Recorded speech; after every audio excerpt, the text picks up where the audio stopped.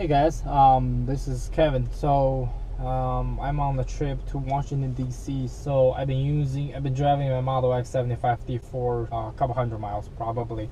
So far what I've experienced is it's very smooth. So everything is a lot bigger. You have a better vision, and then the panoramic windshield is awesome. Everything is really good. This car was made, I believe, in May, so everything is really great. I don't see any flaws. The only problem I had is, I believe, when I pick up the car, so they were using high pressure water to wash the car, and then the water get to the sensor of the Falcon wind door, and then when I got the car, it stopped. It doesn't latch, and then it took them several days to fix that. But after that, everything looks good. It's very spacious, compared to Model S, obviously. From what I can tell, so the screen, maybe the software looks extremely fast. Not extremely fast, but compared to Model S, it's a lot faster. The responsive is really quick. If I want to surf the internet, it's a lot better when it pinch in and out. But I can still, the only complaint I have for Tesla, it doesn't really matter if it's in Model S or Model X, is when you park the car, especially in summer, when you drive back to the garage, it gets really loud. I guess it's cooling the battery. That's understandable, but when you drive to the garage, it's really loud, especially if you have a kid, and if you want to pick them up and then keep them sleeping, that's a very good challenge. You have to power off the car and wait like a minute or two until the car goes to completely silent. Yeah, that's the only complaint about the car. Everything looks great. Let me show you the car from outside, and then I'll show you the inside stuff. Okay, so I got the 75D. I got the blue color, so I love it. It looks really great. The only disappointing thing I had is about the spoiler. When I know it's not retractable a spoiler, I was very disappointed. And then I talked to the delivery specialist, and then he said, okay, so if it's a retractable, when you park the car, looks like a minivan. Yeah, that doesn't look good. So, and then I thought about it, and he's right. So I love it. If it's not retractable, that's completely fine for me now. The 20-inch wheels are great. Looks awesome. Yeah, that's about it. Oh look, I got some water. I believe that's the water from the AC. So this is the interior. Everything looks exactly the same as Model S. Like I said, the screen is a lot faster. I'm not sure if that's a software or they changed the quality of the screen. So if you open Google News, it's extremely fast, probably because of the internet. I mean, that's, I can understand, but if you touch it, it loads very quickly. Yeah, I guess that's just like 4G LTE. But if you zoom in and out, it reacts really quick.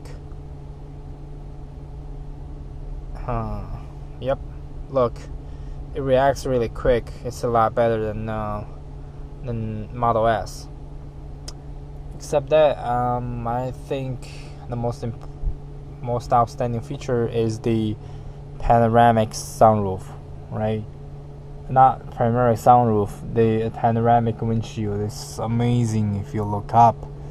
I have to say that the Model X seats are very, very comfortable compared to Model S. If I sit in Model S for 30 minutes, I'm gonna get back pain. But these seats are very comfortable, and you can see there are a lot of holes on the seats, and then it's ventilated. There's can do that. You got 3 fan speed. It's not very cool compared to Infiniti FX35, but it's better than nothing, right? The air condition is better than Model S. I have to say that. I mean, when I drive Model S, I like change the temperature to low and the fan speeds all the way to the top, but I still feel hot. But me Model X, it's a lot better. So I usually set it to 70, and then the fan speed, it depends on the weather. If I'm driving towards the sun, it gets really hot, especially like you have this like big windshield, right? So it gets really hot. So I just adjust the speed fan to 11. If I'm driving not facing the sun, it gets a lot better. Like I use like 4 or 5 fan speed. I can change my temperature to 70 or maybe 72. And the settings are pretty much the same. So, but the fan, you have front and rear. So that's for the 2 rear seats back there. Everything, the settings pretty much the same. Doors, you got new typical doors. You got Falcon windows. Okay, so you have to be very, very careful with the Falcon wing doors. Sometimes if you have key in your pocket and then you didn't notice it, so like you can got stuck by the door. Like yesterday, I was trying to pick my son up, and probably the key bumped into something, and then the Falcon wing door starts to close. And there is no beep sound, there is nothing at all. It doesn't detect if there is an object under the wing door. It has sensors to detect if there's objects above the door but not under the door.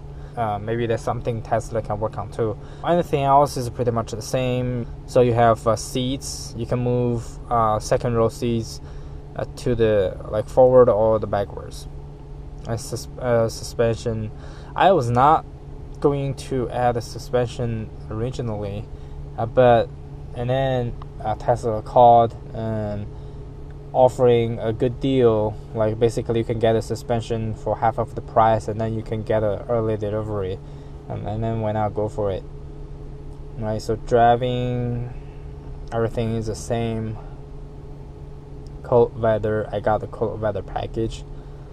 Trips, display, and setting, apps, delivery, driver's profile, unit, vehicle, everything is pretty much the same. I turned the auto present door off. It's a good feature to show off, but it's not very practical. Like especially when you're trying to get something, or like the other day I parked my car in the garage, and then I was trying to get water, and then the car just opened the front door. That just doesn't make any sense. So I turned it off. Safety and security display, home link, yeah, these are the same. Driver assistance. Okay, so I'll create another video about how you should use Autopilot, because I use Autopilot a lot. Before Tesla, I use Cruise a lot. Even in local, whenever I drive, I pretty much use Cruise for 70% of my driving time. So when I got the Tesla, the Autopilot is a must-have feature, and then I'm very excited about it. There are a lot of accidents caused by Autopilot, so I will create another video to talk about how you can drive Autopilot safely and how you should use it properly. A lot of people, they got to an accident and then they blame Autopilot. There are certain things that you need to follow when you're using Autopilot. It's called Autopilot. It's not autonomous driving, so you have to be very careful about that. You cannot use Autopilot all the time and just leave it like playing cars, sleeping. You cannot do that. I'll create another video to talk about that. Summon is I believe they changed the summon feature. Before, I believe you can just turn on the summon feature and then use your key to move forward and backwards. And that's not gonna happen with the new update unless you turn. They require the continuous press off. You need to turn that off so you can use some feature with your key, and that only works in the US. It's not in Canada, not in China. If you're outside of US, it doesn't work with the key fob. And everything is pretty much the same with the Model S.